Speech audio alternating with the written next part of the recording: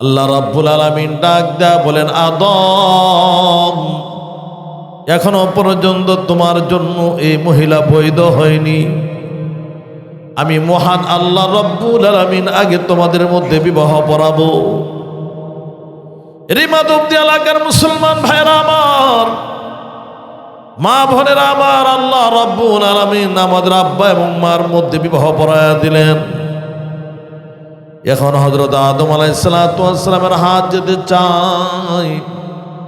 আল্লাহ বলেন, এখনো পর্যন্ত বিবাহের কাজ কমপ্লিট হয়নি, আনকমপ্লিট। আগে তুমি তোমার বিবির মহরানা আদায় করো, তারপরে তোমার হাত তোমার বিবির দিকে বাড়াও। হযরত আদম আলাইহিস সালাতু ওয়াস সালাম ডাক দেয়া বলেন, ওরে মালিক, বিবির মহরানা কিভাবে আদায় করতে হয় জানা নাই, কি দিয়ে আদায় করবো সেটাও জানি না। আল্লাহ রাব্বুল আলামিন বললেন, তুমি আমার আখিরি জামানার পয়গম্বর বিশ্বনবী আমার হাবিবের উপরে 3 বার দুরূদ শরীফ পড়ে নাও, তোমার মহরণ আদায় হয়ে যাবে। জোরে বলেন সুবহানাল্লাহ। এই যুবক ভাইরা আমার, বন্ধুরা আমার, আমাদের মা হাওয়া আলাইহিস সালামকে আল্লাহ রাব্বুল আলামিন বানাইলেন জান্নাতের 4 দেওয়ালের ভেতর থেকে, খোলামেলা জায়গা থেকে সৃষ্টি করেননি। কেমন জানি আমাদের মাকে 4 দেওয়ালের ভিতর থেকে বানাইয়া দুনিয়ার সারা মানুষকে শিক্ষা দিলেন, ও দুনিয়ার নারী জাতিরা, তোমাদেরকে সৃষ্টি করা হয়েছে জান্নাতের 4 দেওয়ালের ভিতর থেকে। অতএব তোমাদের জীবন যাপন হবে 4 দেওয়ালের ভিতরে, বাহিরে নয়। وقرن في بيوتكن ولا تبرجن تبرج الجاهلية الأولى। আল্লাহ রাব্বুল আলামিন ডাক দেয়া বলেন, এর দুনিয়ার মানুষ, আমি আল্লাহ রাব্বুল আলামিন তোমাদেরকে বানাইলাম, নারী জাতিরা তোমাদেরকে বানাইলাম। ওয়াকারনা ফি বুয়ুতিকুন্না, তোমরা তোমাদের ঘরের ভিতরে বসবাস করবি, ঘরের 4 দেওয়ালে বসবাস করবে, খোলামেলা চলাফেরা করবে না। আল্লাহর হাবিব বিশ্বনবীকে আল্লাহ আইন করে দিলেন সূরা নূরের আয়াত, ইয়া আইয়ুহান নাবিয়্যু কুল লিআজওয়াজিকা ওয়া বানাতিকা وَنِسَاءِ الْمُؤْمِنِينَ يُدْنِينَ عَلَيْهِنَّ مِنْ جَلَابِيبِهِنَّ। আল্লাহ রাব্বুল আলামিন ডাক দেয়া বলেন, হাবিব আমার, পৃথিবীর সমস্ত নারীদেরকে বলে দিন, আপনার স্ত্রীদেরকে বলে দেন, আপনার মেয়েদেরকে বলে দেন, তারা যেন তাদের চেহারার উপর নেকাব ঢেলে নেয়, পর্দা করে চলে। তাইলে বোঝা যায় পর্দার বিধান আমাদের মা হাওয়া আলাইহিস সালামের সৃষ্টির শুরু থেকে আসছে। কথা ঠিক না বেড়ে জোরে বলি? এই পৃথিবীর সূচনা লগ্ন থেকে আমাদের মার জন্মটাই আমাদেরকে পর্দা শিক্ষা দিয়েছে। কথা ঠিক না বেড়ে জোরে বলেন? আমার ভাইজান, আসুন আর একটু সামনের দিকে যাই। আমাদেরকে দুনিয়াতে পাঠানো হয়েছে, কথা ঠিক না বেঠি? প্রত্যেকের সাথে আবার হায়াতের বিষা লাগানো আছে, প্রত্যেকের সাথে হায়াতের বিষা লাগানো আছে। কেউ 40 বছর, 50 বছর, 80 বছর, 90 বছর। লিকুল্লি উম্মাতিন আজাল ইযা জাআ আজালুহুম لا يستأخرون ساعة ولا يستقدمون। মালাকুল মউত আজরাইল 1 সেকেন্ড আগেও আসবে না, 1 সেকেন্ড পরেও আসবে না, সময় মতো। আমাদের প্রত্যেকের হায়াতের বিষয় আছে না নাই? জোরে বলেন। আবার এই সামান্য হায়াতটাকে নিয়ন্ত্রণ করার জন্য মালিক আমাদের প্রত্যেকের সাথে 3টা সিসি ক্যামেরার ব্যবস্থা করেছে। সিসি ক্যামেরার দ্বারা আমাদের জীবনের আমল নিয়ন্ত্রণ হচ্ছে। 1 নাম্বার সিসি ক্যামেরা হলো জমিন। ইয়াউমাইদিন তুহাদ্দিতু আখবারহা। এর যুবক ভাইরা আমার, মুসলমান বাবারা আমার, এ এলাকার মা বোনেরা আমার, কিয়ামতের কঠিন ময়দানে জমিন তোমার আমার ব্যাপারে রিপোর্ট করবে। হাদ্দাসা ইউহাদ্দিসু মুহাদ্দিস তুহাদ্দিসু আখবারহা, অর্থাৎ এই জমিন তোমার আমার ব্যাপারে রিপোর্ট আল্লাহর কাছে বর্ণনা করবে। এক নাম্বার সিসি ক্যামেরা, দুই নাম্বার আল ইয়াউমা নাখতিমু আলা আফওয়াহিহিম ওয়া তুকাল্লিমুনা আইদিহিম ওয়া তাশহাদু আরজুলুহুম বিমা কানু ইয়াকসিবুন। প্রত্যেকের মুখের উপরে মোহর লাগায় দেওয়া হবে। কিয়ামতের ময়দানে মুখ কথা বলবে না, হাত পাও অঙ্গ প্রত্যঙ্গ কিয়ামতের ময়দানে রিপোর্ট করবে। আল্লাহু আকবার বলেন। ইন্নাস সামআ ওয়াল বাসারা ওয়াল ফুআদা কুল্লু উলাইকা কানা আনহু মাসউলা। এরে যুবক ভাই, আজকে তুমি তোমার চোখ দ্বারা ইন্টারনেট আর ফেসবুক দেখো, কিয়ামতের ময়দানে এই চোখ আর কান তোমার বিপক্ষে সাক্ষী হবে। যে হাত দ্বারা সুদের টাকাগুলো পকেটে ঢুকাইতেছ, অবৈধ টাকাগুলো ঢুকাইতেছ, কিয়ামতের ময়দানে হাত তোমার বিপক্ষে সাক্ষী হয়ে যাবে।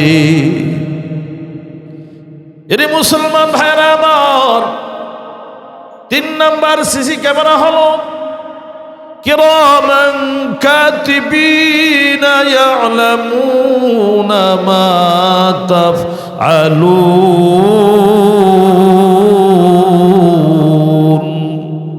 কিরামান কাতিবিন, সম্মানিত ফেরেশতা প্রত্যেকের সাথে আছে না নাই? জোরে বলেন। জন্মের সাথে সাথে মহান আল্লাহ রব্বুল আলামিন আমাদের সাথে কিরামান কাতিবিন ফিট করেছেন, আমল নামার খাতার রিপোর্ট করার জন্য দায়িত্ব দিয়েছেন। মা ইয়ালফিযু মিন কাউলিন ইল্লা লাদাইহি রাকীবুন আতীদ। শব্দটা উচ্চারণ হওয়ার সাথে সাথে ওই ফেরেশতারা আমাদের জীবনের আমলগুলো ডায়েরি করে। আল্লাহু আকবার। মাধবদী এলাকার ভাইয়েরা আমার, মা বোনেরা আমার, খুব খেয়াল করে শোনো।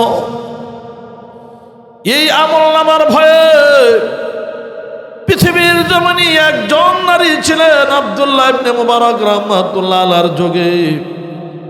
একদিন আর দুই দিন নয়, দীর্ঘ 40 বছর পর্যন্ত আল্লাহর কালাম কোরআন ছাড়া কোনো কথা বলেননি। যেই কোনো প্রশ্ন করলে উনি আল্লাহর কালাম কোরআন থেকে জবাব দিতেন। জোরে বলেন আল্লাহু আকবার।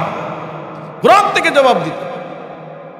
হযরত আব্দুল্লাহ ইবনে মুবারক রাহমাতুল্লাহি আলাইহি, যিনি ইমাম বুখারীর উস্তাদ ছিলেন, হযরত ইমাম আবু হানিফা রাহমাতুল্লাহ আলাইহির ছাত্র ছিলেন। বাইতুল্লাহর কাজ শেষ করে, হজ্জের কাজ শেষ করে যখন বাড়ির দিকে রওনা করবেন, এমন সময় দেখে বাইতুল্লাহর পাশে একজন বৃদ্ধা মহিলা চাদর মোড়া দিয়ে বসে আছেন। হযরত আব্দুল্লাহ ইবনে মুবারক রাহমাতুল্লাহ আলাইহি বৃদ্ধা মহিলাকে সালাম দিলেন। কিন্তু আজীব ব্যাপার হলো, ওই বৃদ্ধা মহিলা দুনিয়ার কোনো ভাষায় সালামের উত্তর না করে আল্লাহর কালাম কোরআনের ভাষায় সালামের উত্তর দিয়েছেন। সালামুন কওলাম মির রাব্বির রহিম।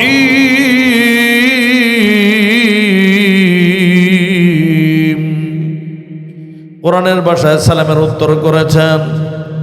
আব্দুল্লাহ ইবনে মুবারক ডাক দেয়া বলেন, বুড়ি মা, কতদিন যাবত তুমি এখানে ঘুমাও?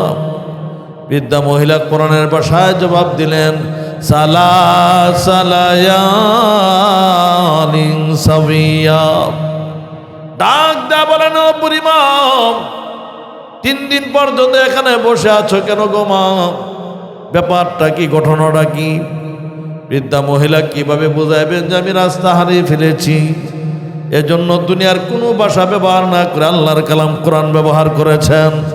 ওয়ামাই ইউদ্লিলিল্লাহু ফালা হাদিয়া লাহু, আল্লাহ যদি কাউকে পথভ্রষ্ট করে দেন, কেউ তাকে রাস্তা দেখাইতে পারে না। কথা ঠিক না বেঠি জোরে বলি? আবার ডাকতে বলেন, ওগো মা, 3 দিন পর্যন্ত তোমার খাবার দাবারের কি ব্যবস্থা হইল? বৃদ্ধা মহিলা আল্লাহর কালাম কোরআন থেকে বড় চমৎকার ভাষায় জবাব দিয়ে দিলেন, হুয়া ইউতঈমুনি ওয়া ইয়াসকিনি, আল্লাহ আমাকে খাওয়ান, আল্লাহ আমাকে পান করান, খাবার দাবারের কোনো সমস্যা হয়নি। আবার ডাক দেয়া বলেন, ও বুড়িমা, এখানে তো পানির ব্যবস্থা দেখা যায় না, তুমি ওযু ইস্তেঞ্জা কিভাবে করেছো, নামাজ কিভাবে আদায় করেছো? বৃদ্ধা মহিলা আল্লাহর কালাম কোরআন থেকে জবাব দিলেন, ওয়া ইল্লাম তাজিদু মাআন ফাতায়াম্মামু সাঈদান তাইয়্যিবা, আল্লাহ বলেছেন যদি পানি না পাও, পবিত্র মাটির দ্বারা তায়াম্মুম করে করে নামাজ আদায় করে নাও। জোরে জোরে বলেন সুবহানাল্লাহ। বুঝাই দিলেন পানি না পাইলে অসুবিধা হয়নি, আমি তায়াম্মুম করে করে নামাজ পড়েছি। অনেক লম্বা ঘটনা, কয়েক ঘন্টার সময় চলে যাবে, আমি লম্বা ঘটনা বলবো না। যে কোনো প্রশ্ন করলে মহিলা কোরআন থেকে জবাব দেয়। আব্দুল্লাহ ইবনে মুবারক, ইমাম বুখারীর উস্তাদ, কত বড় আলেম, হাফেজে কোরআন, হাফেজে হাদিস।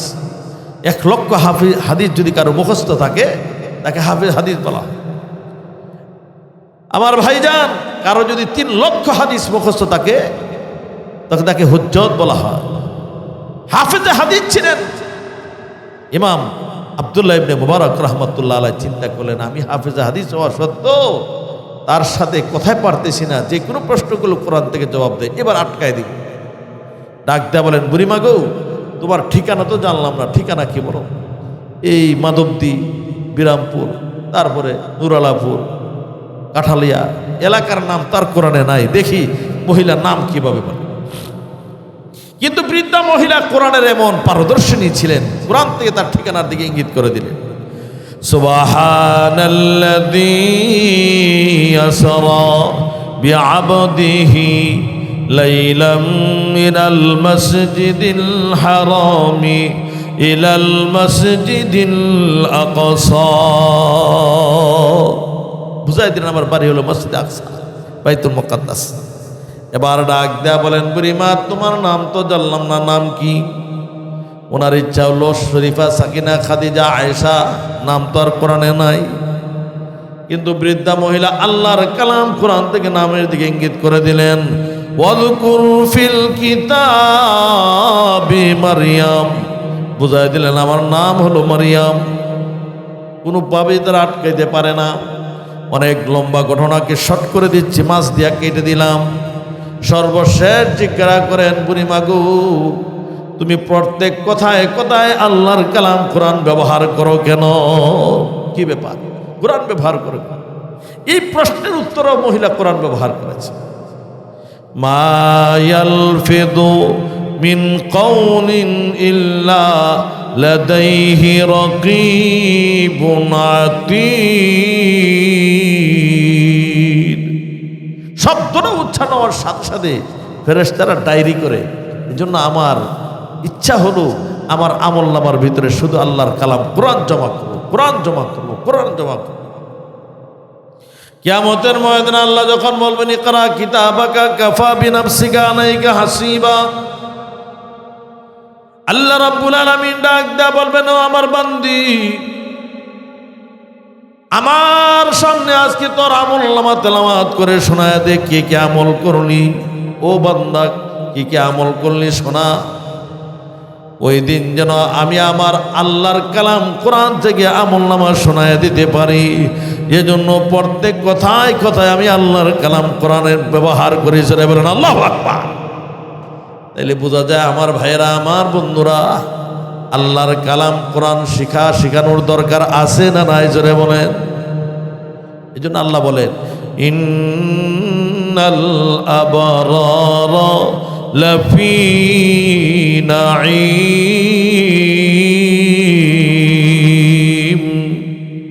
আবরার যারা হবে, নেককার যারা হবে, তাদের ঠিকানা হবে জান্নাত। ওই যে বলছিলাম আমাদের বাড়ি জান্নাত।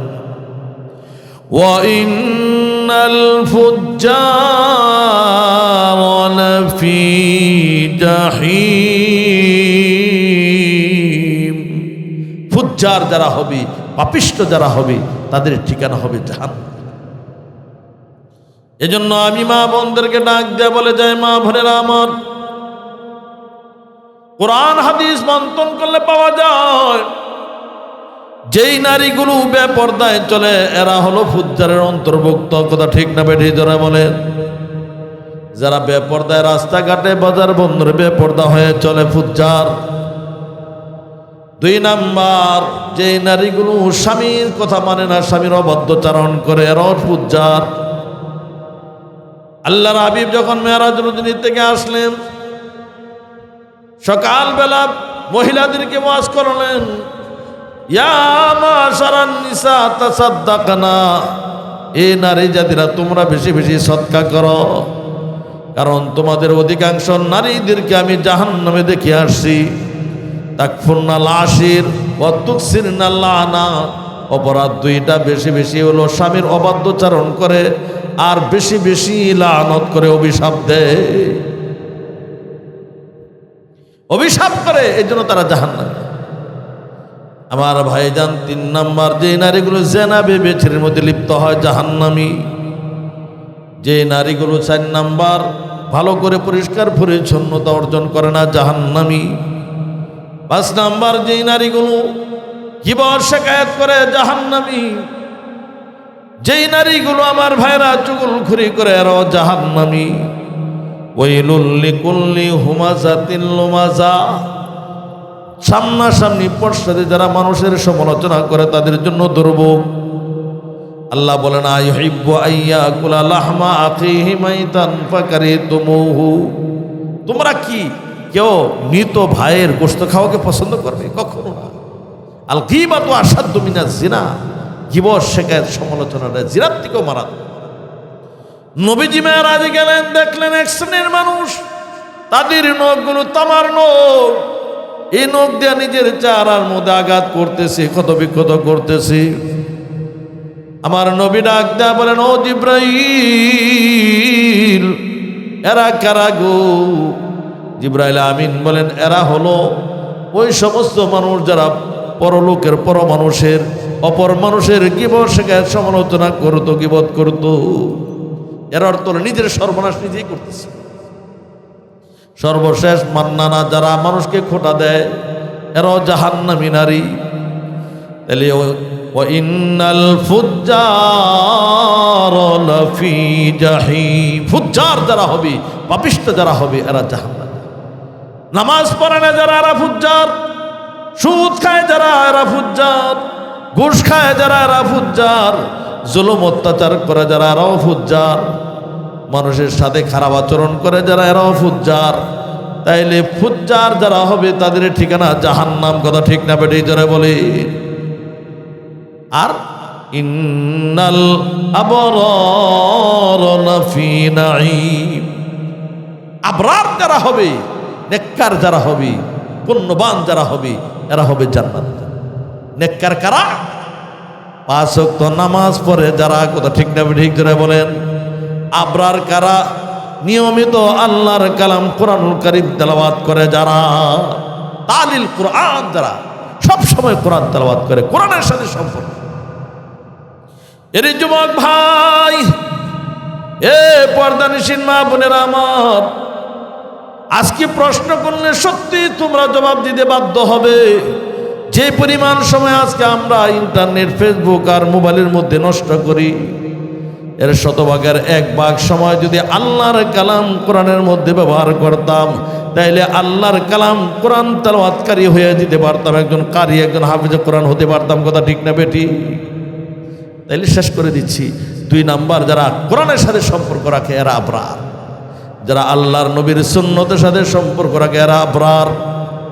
প্রতি কথায় কথায় বিসমিল্লাহ বলে, সব কাজ ডান দিক থেকে করে, আর আমার ভাইজান প্রত্যেক কথায় বিসমিল্লাহ বলে শুরু করে, ডান পাশ থেকে শুরু করে, এই যারা ভালো কাজগুলো ডান থেকে শুরু করে এরা আবরার, এরা নেককার। এর যুবক ভাইরা আমার, 4 নাম্বার আমি আরেকটা কথা বলে যাই, যারা তার মা বাবার ভাদ্য সন্তান হয়, মা বাবার সাথে সেবা দেয়।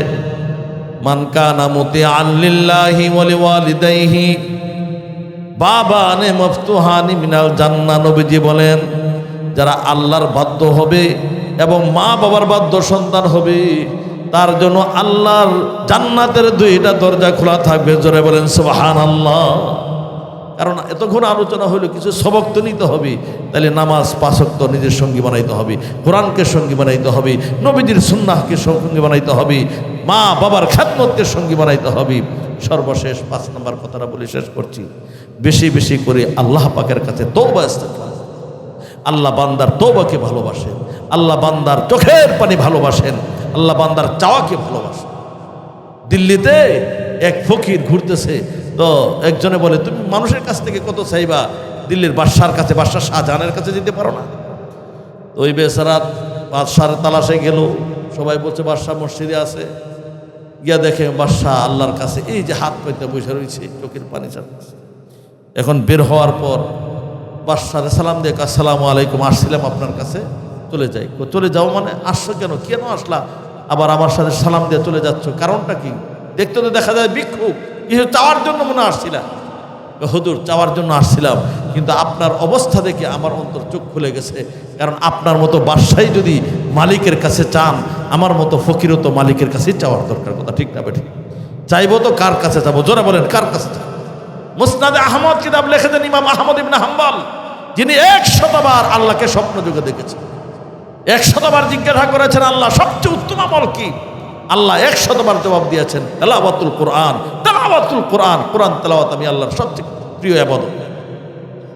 উনি এক রাত্রে গভীর হয়ে যাওয়ার কারণে একটা জায়গাতে, একটা বাজারে অবস্থান করতেছেন। একটা ছেলে তন্দুরের রুটি বানায় আর বলতেছে, আস্তাগফিরুল্লাহ আস্তাগফিরুল্লাহ।